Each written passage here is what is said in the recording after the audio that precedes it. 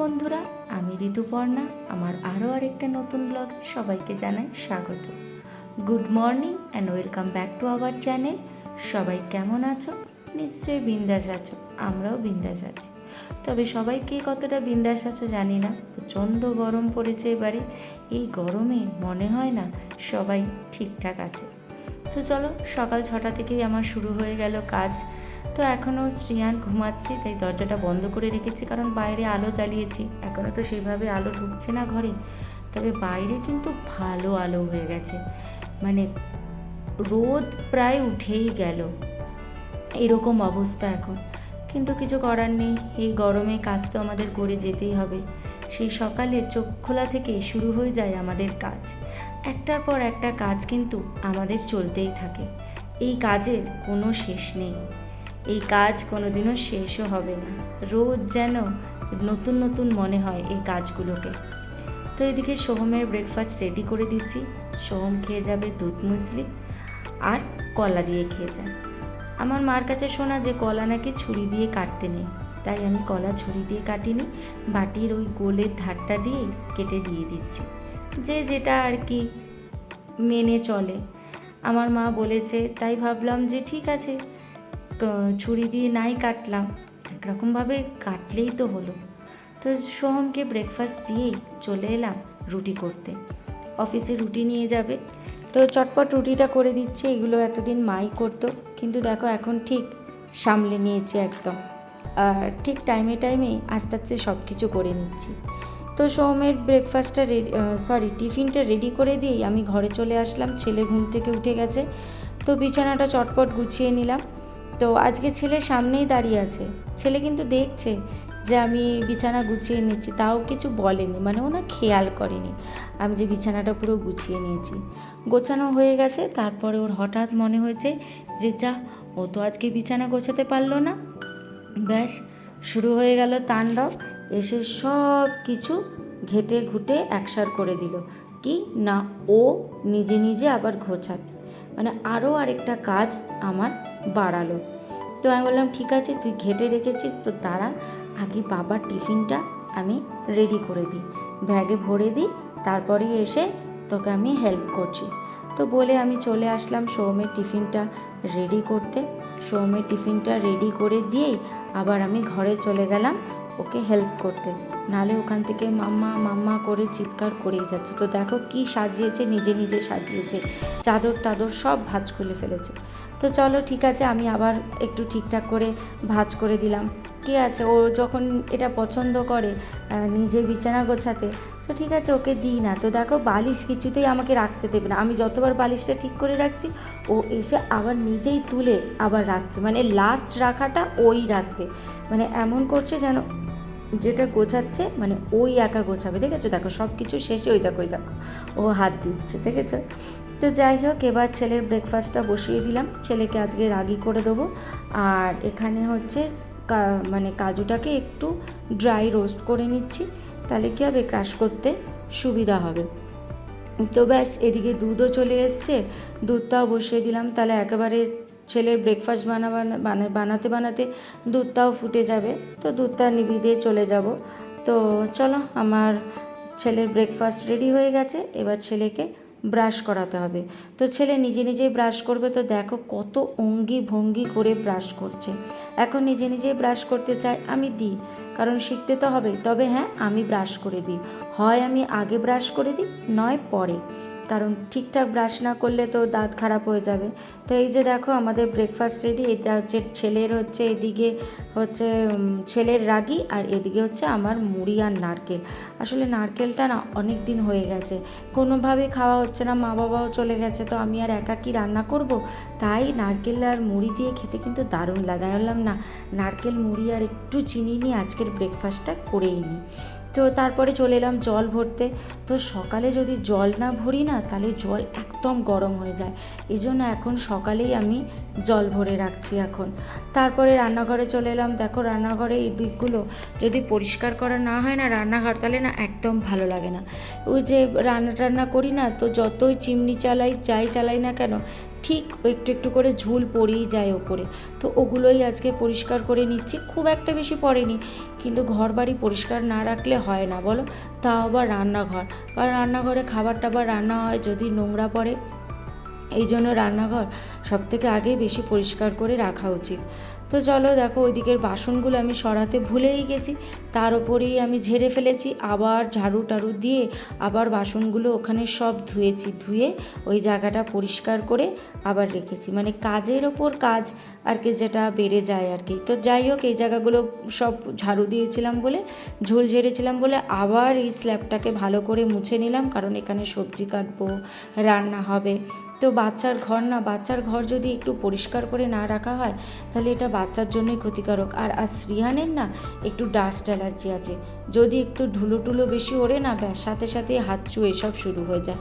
তো তারপর চলে এলাম এই ঘরটা পরিষ্কার করতে। আর ছেলে তো আমার সাথে থাকবে, যেখানে আমি ঘর পরিষ্কার করব আর ছেলে থাকবে না। ওই দেখো আরেকটা নিয়ে চলে এসছে, এবার এটা দিয়ে ও পরিষ্কার করছে। দেখো সব জায়গায় আমার সাথে সাথে একদম পরিষ্কার করে যাচ্ছে। আর এই দেখো খাটটা একদম ফাঁকা করে দিয়েছি। খাটে সেদিন জামা কাপড় ছিল, তারপর ছেলে কাঠগুলোকে ছড়িয়ে রেখেছে, জামা কাপড়গুলো তো তখন ভাঁজ করে রেখে দিয়েছি। আর এই খাটটা সোহম অফিসের কাজ করতে বসে, এই জন্য খাটটা একদম পরিষ্কার করে রেখে দিয়েছি। তারপর এই বারান্দার দিকের এই জানলাগুলোও না, এই দরজা জানলাটা খুব ধুলো পড়ে যায়, এটা বাইরে তো মানে আরও বেশি ধুলো পড়ে বারান্দা দিয়ে। তো সেটাও আজকে একটু পরিষ্কার করে নিলাম। নালে শ্রীহান আগে এখানে এসে না উঠে পড়তো এই গ্রিল বেয়ে, এখন বড় হয়ে গেছে, এখন আর গ্রিল পায় না। যখন ছোট ছিল না, এরকম গ্রিল বেয়ে ওপরে উঠে যেত। ব্যাস ওইদিকে আমার পরিষ্কারের দিক পুরো শেষ। তো বাসি কাজ সব হয়ে গেছে, আর ক্লিন করার কিছু নেই, সব পরিষ্কার হয়ে গেছে। এবার বর্ষা আসলে ভালো করে ঝাড়ু দিয়ে ঘরটা মুছে নেবে। আর এইদিকে যা যা বাসন ভরেছিল, মানে শ্রেয়ানে ব্রেকফাস্ট করেছি, আমরা খেয়েছি, তার যে টুকটাক বাসন ভরেছে, এগুলো সব মেজে রেখে দিলাম। স্নান টান করে একদম চলে আসলাম। যা গরম লাগছিল, স্নানটা করে একটু ঠিক লাগছে, এবার আবার গরমই লাগবে জানি। তো এখন রান্না বসিয়ে দিই, রান্নাটা চটপট করে নিই। যত বেলা হবে না, তত গরম বাড়তে থাকে। তো চলো আগে রান্নাটা বসিয়ে নিই, তারপর আবার তোমাদের সাথে দেখা হচ্ছে পরে।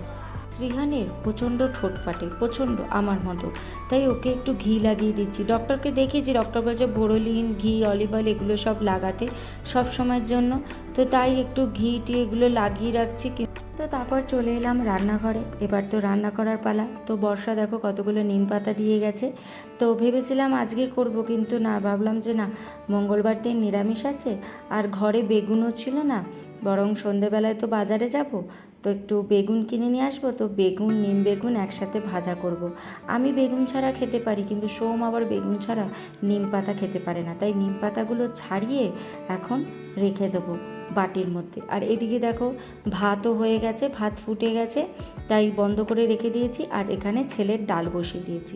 তো নিম পাতাগুলো ছাড়িয়ে নিলাম, ছাড়িয়ে একটা বক্সের মধ্যে রেখে দিলাম। তো তারপরে আজকে করব হচ্ছে ওই ঝিঙে আলু পোস্ত। তো তাই জন্য আলুটাকে আগে কেটে নিচ্ছি। আলুগুলোকে কেটে তারপরে ঝিঙা করব, কারণ আমি আলুটাকে আগে ভেজে নিই। তো তাই আগে আলু কেটে নিলাম। আর ওই যে দেখেছো ছেলে চলে এসছে। আসলে ছেলে না এখন অনেকটা একা হয়ে গেছে।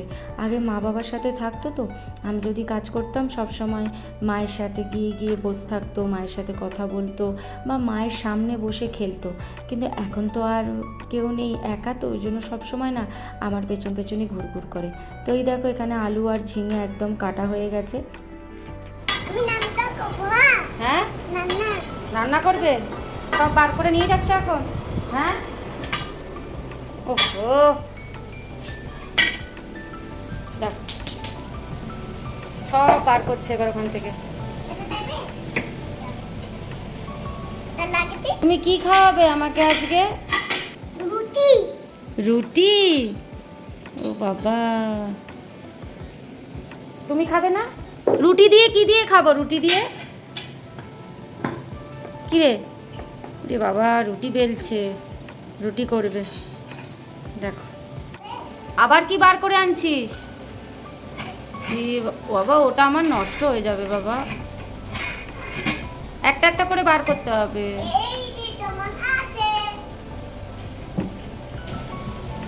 কি শুরু করেছিস তুই? হ্যাঁ, আবার শুরু হলো তোর রান্না বান্না? হ্যাঁ,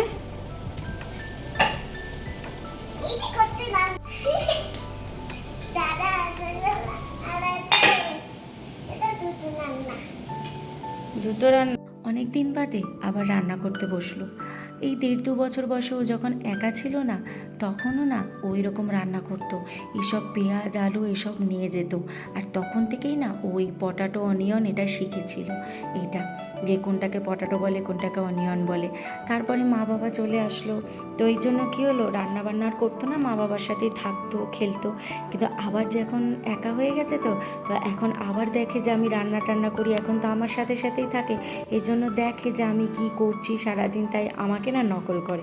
বাচ্চারা তো সাধারণত মা বাবাকে যা দেখবে বাচ্চারা তো তাই শেখে না, তো ওই জন্য এখন আবার রান্না শুরু করেছে। কিছু নেই বাবা, চলে আয়। ঘেটে ঘেটে সব বাসন বার করছে, কোথায় কি বাসন আছে ওগুলোকে সব বার করছে। আয়, বন্ধ কর।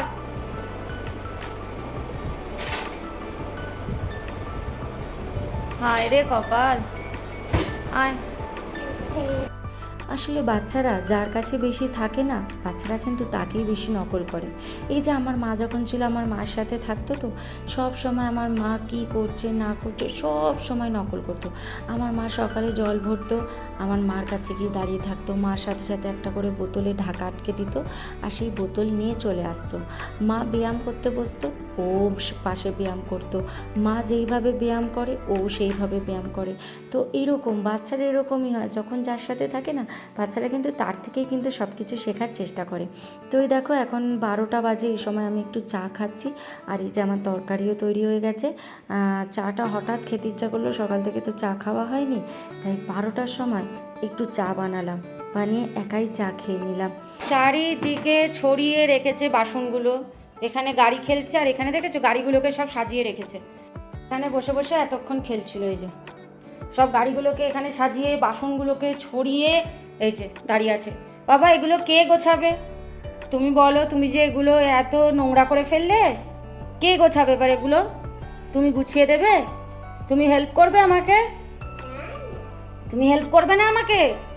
আমাকে হেল্প করো, আমি এগুলো গোছাবো, তুমি আমাকে একটা একটা করে দিয়ে যাবে। হ্যাঁ, ওকে, ডান ডান, ইয়েস, চলো। তো একটা একটা করে সব কিছুই আমাকে কিন্তু হাতে দিয়ে গেছে, আমি বসে গুছিয়েছি, ও আমাকে একটা একটা করে দিয়ে গেছে। ও ভীষণ লক্ষ্মী ছেলে, ওকে যদি কিছু বুঝিয়ে বলি না ও কিন্তু ঠিক শোনে। আসলে মা বাবা যখন ছিল তখন একটু বেশি বদমাইশি করতো, আসলে সাহস পেতো, আমাকে ভয় পেতো না। কিন্তু এখন কিন্তু সারাদিন না বেশি ঝামেলা করে না, ও একদম একদম নিজের মতো খেলে, বা এইসব বাসন টাসন নিয়ে খেলে, বা আমার সামনে এসে দাঁড়িয়ে থাকে। কিন্তু যেই সন্ধেবেলায় সোহম আসবে পুরো অন্য রূপ, লাফালাফি ঝাপাঝাপি বদমাইশি করছে। ওকে যদি ডাকি আসবেই না, 2-3 বার ডাকার পরে আসবে, মানে একদম অন্যরকম হয়ে যায়। মানে কি হয় তখন একদম সাহস এসে যায় যে বাবা এসেছে, কেউ তো ঘরে একজন এসেছে, আর নাহলে তো সারাদিন একা আমার সাথে থাকে, তো বেশি বদমাইশি করে না এর জন্য। রান্নাঘরের সমস্ত কাজ একদম কমপ্লিট হয়ে গেছে, সব পরিষ্কার করে নিয়েছি। আর দেখলে ছেলেও কি সুন্দর হেল্প করে দিল এগুলো সব গুছিয়ে দিতে, যত বাসন বার করেছিল ও আমাকে একটা একটা করে দিয়ে গেল, আমি এগুলো গুছিয়ে রেখে দিলাম। আর এই যে কিচেনও একদম পুরো পরিষ্কার হয়ে গেছে, ওভেন পরিষ্কার হয়ে গেছে, এগুলো আজকের রান্না, তো এগুলো এই সাইডে রেখে দিয়েছি। তো চলো এবার ছেলেকে স্নান করাবো, ছেলেকে স্নান করিয়ে ছেলেকে লাঞ্চ করাবো, তারপরে আমি খাবো, মানে আমিও লাঞ্চ করব। তো আজকে একা লাঞ্চ করব, অনেক দিন বাদে আজকে একদম একা। আমাদের লাঞ্চ কমপ্লিট, ছেলের খাওয়ানো হয়ে গেছে, আমার খাওয়া হয়ে গেছে, সব হয়ে গেছে। এবার একটু রেস্ট নেবো, ফাঁকে আমি একটু জলটা খেয়ে নিচ্ছি, খেয়ে এবার শোবো, একটু রেস্ট নেব। রেস্ট না, ওই ছেলেকে ঘুম পাড়াবো, ছেলেকে ঘুম পাড়িয়ে ওই একটু শুয়ে শুয়ে একটু ভিডিওটা একটু এডিট করব, এডিট করে তারপরে শোবো। দেখি যদি সময় পাই তাহলে একটু ঘুমাবো, তা না হলে তো ব্যাস আবার সে রাতে ঘুমাবো। এমনি একটু শুয়ে শুয়ে রেস্ট নেবো, এই আর কি। তো চলো আবার তোমাদের সাথে দেখা হচ্ছে সন্ধ্যেবেলায়, ততক্ষণের জন্য বাই। সন্ধেবেলায় ছেলেকে নিয়ে বেরিয়ে পড়লাম একটু সাইকেল চালাতে। এখন বাজে ওই 6টা 20, দেখেছো কি সুন্দর আলো না বাইরে। তো তাই ছেলেকে নিয়ে একটু বেরিয়ে গেলাম, ছেলে সাইকেল চালাচ্ছে। তো এখানে না অনেকক্ষণ ধরে একটা বাজনার সাউন্ড পাওয়া যাচ্ছে, অনেকক্ষণ ধরে সেই দুপুর থেকে। তো ছেলে খালি বলছে মা কোথায় বাজনা হচ্ছে, আমি বললাম এখানে। আসলে একটা পুজো আছে, তোমাদেরকে বললাম না, তো এটা এখানকার পুজো, তাই আমি ঠিক না নাম জানি না ঠাকুরের। তবে এই পুজোটা বেশ বড় করেই হচ্ছে, কিন্তু প্রচুর ভিড় হয়েছিল। তো ছেলে অনেকক্ষণ ধরেই বায়না করছে দেখার জন্য। তো আমি বললাম ঠিক আছে চল তাহলে দেখে আসি কোথায় এত বাজনা বাজছে। তো দেখো তোমরা।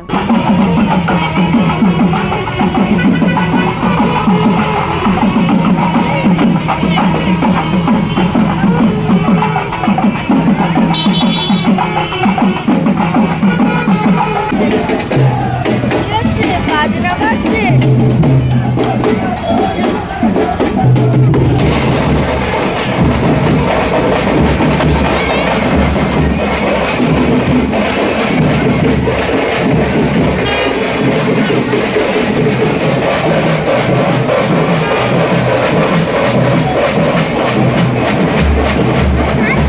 সোহমও অফিস থেকে চলে এসেছে, তাই আমরা ঘরে চলে এলাম। আর ঘরে এসেই দেখেছো সোহমকে জামা প্যান্টও ছাড়তে দেয়নি, যে অফিস থেকে এসছে একটু ফ্রেশ হবে জামা প্যান্ট ছাড়বে সেটাও পর্যন্ত করতে দেয়নি। এসেই বল খেলতে হবে, বাবাকে বলছে বাবা বল খেলো বল খেলো। তো সোহম বলেছে যে দাঁড়া আমি একটু ফ্রেশ হয়ে নিই তারপরে আমি বল খেলবো। ও বাবা, ছেলে তো নাছোড়বান্দা ছেলে, শুনবেই না, ও বল খেলবেই। তো দেখো সেরকম বল খেলা শুরু করে দিয়েছে ও। তো এই আর কি বাবা ছেলের আর কি খুনসুটি। সারাদিন তো আর বাবাকে দেখে না, সারাদিন আমার সাথেই থাকে, জন্য সন্ধেবেলায় সোহম আসলেই ব্যাস সারাক্ষণ ব্যাস সোহমের পেছন পেছন ঘুরে সোহমের সাথে খেলে। ভিডিওটা এন্ড করবো। সন্ধেবেলা আর সেরকম কিছু দেখায়নি তোমাদেরকে, ওই তো ছেলেকে নিয়ে সাইকেল চালাতে গেলাম, তারপরে ওই যে ওখানে সব পুজো টুজো হচ্ছিলো সেসব তোমাদের সাথে শেয়ার করলাম। তারপরে ঘরে চলে আসলাম, ঘরে এসে শ্রিয়ানকে খেতে দিলাম, টিফিন দিলাম, আমি সোহম একটু চাটা খেলাম, খেয়ে আবার একটু বাজারে গেলাম। বাজার কয়েকটা টুকটাক সবজি কিনবো বলেছিলাম, সবজি গুছিয়েও রেখে দিয়েছি। দিয়ে এবার হচ্ছে রুটি করব। এখন বাজে প্রায় 9:30, এখন রুটি করব। তো চলো ভিডিওটা তাহলে এখানেই এন্ড করছি। যদি ভিডিওটা ভালো লেগে থাকে তাহলে অবশ্যই লাইক কমেন্ট শেয়ার করে দিও, আর সাবস্ক্রাইব করে এই ছোট্ট চ্যানেলটার পাশে থেকো। তো তোমরা অনেকেই আছো যারা সাবস্ক্রাইব না করেও ভিডিওগুলো দেখছো, প্লিজ সাবস্ক্রাইব করে যেও। তো চলো আবার দেখা হচ্ছে নেক্সট ব্লগে তোমাদের সাথে। Bye, good night.